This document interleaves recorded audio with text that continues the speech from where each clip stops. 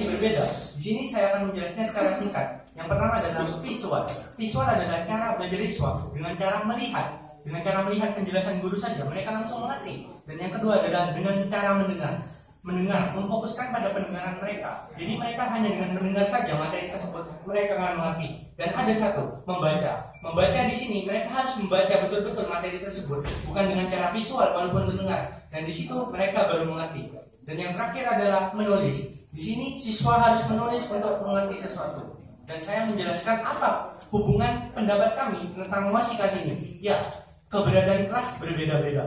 Kita tahu di dalam satu kelas bisa disebut kelas jika lebih dari 30 orang. Itu baru bisa disebut kelas resmi. Dan kita tahu kalau daya serap siswa itu berbeda-beda setiap satu orang dengan orang yang lainnya. Ya bukan? Sehingga pasti ada ketidakpuasan atau ketidakcukupan materi yang dijelaskan oleh guru kepada siswa itu sendiri.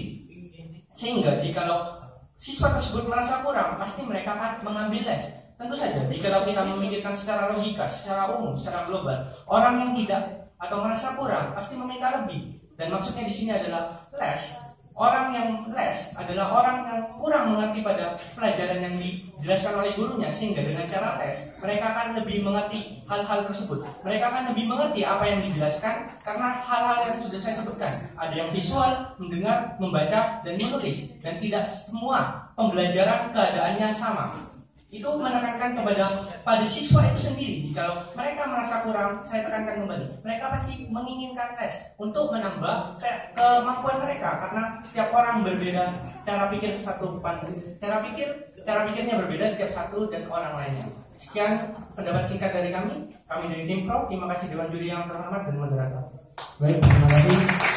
Oke, langsung saja kepada speaker 1 dari tim kontra untuk menyampaikan sanggahan dan argumennya. Waktu dan tempat dimulai dari sekarang. Assalamualaikum warahmatullahi wabarakatuh. Selamat malam kepada tim Pro, kepada Dewan Juri, kepada kakak panitia dan teman-teman sekalian. Yang pertama, tema yang kita ambil adalah fenomena bimbel yang sangat digemari dikarenakan oleh penyerapan pembelajaran yang kurang maksimal di sekolah. Yang pertama, dari argumen kita, yang mempengaruhi suatu bimbel digemari itu ada 3. Yang pertama, iklan. Yang kedua, pola pikir dari anak-anak tersebut. Dan dari kedua ini dapat kita tarik garis besar. Iklan adalah salah satu sistem terbesar dari ekonomi untuk menarik para konsumen, ya kan? Terus dapat kita lihat iklan bimbel hanya menjanjikan tentang ujian nasional mendapat nilai terbaik atau nilai-nilai rapot di atas rata-rata. Ini kita sudah bisa lihat bahwa pola pikir di sini sudah berubah. Orang tua berpikir bahwa anaknya harus menjadi seseorang yang nomor 1 seperti ujian nasional. Orang tua sekarang jarang berpikir untuk bagaimana skill anak tersebut, bagaimana dengan anak-anak SMK yang bisa kita lihat mereka bisa langsung kerja seperti itu. Terus yang kedua, untuk menyangkal argumen dari kelompok Pro, yang pertama, mereka tadi berpendapat bahwa cara belajar anak-anak berbeda. Sangat kita ketahui bahwa saat kita ingin memasuki ke dalam suatu sekolah atau universitas, pasti kita akan meneliti apakah itu cocok untuk saya, apakah itu baik untuk saya, apakah sistem pembelajarannya sama dengan saya, seperti itu. Berarti sebelum masuk itu mereka sudah menelaah dulu sekolah yang bagus dengan sekolah yang tidak. Dari situ mereka dapat menentukan mana yang cocok sistem pembelajarannya dengan mereka, seperti SMK dan SMA. Sistemnya berbeda, apalagi dengan madrasah aliyah, itu sangat berbeda. Terus yang selanjutnya adalah pasti mereka yang memilih sekolah yang tepat untuk mereka akan bersaing sesuai dengan kompetensi mereka. Mereka tanpa mengikuti les akan percaya diri bahwa saya bisa melakukan ini, saya bisa menjadi hebat, saya bisa melakukan segalanya. Lalu bagaimana dengan siswa kreatif di Indonesia? Siswa kreatif di Indonesia sangat banyak. Mereka sangat belajar di rumah dengan mandiri. Mereka belajar otodidak. Bagaimana dengan mereka? Itu yang akan saya tanyakan kepada tim Pro. Dan selanjutnya, kesimpulan dari argumen kali ini adalah iklan mempengaruhi pola pikir siswa dan orang tua dalam memilih bimbel daripada mempercayai sekolah untuk menjadikan seorang siswa menjadi talenta. Terima kasih.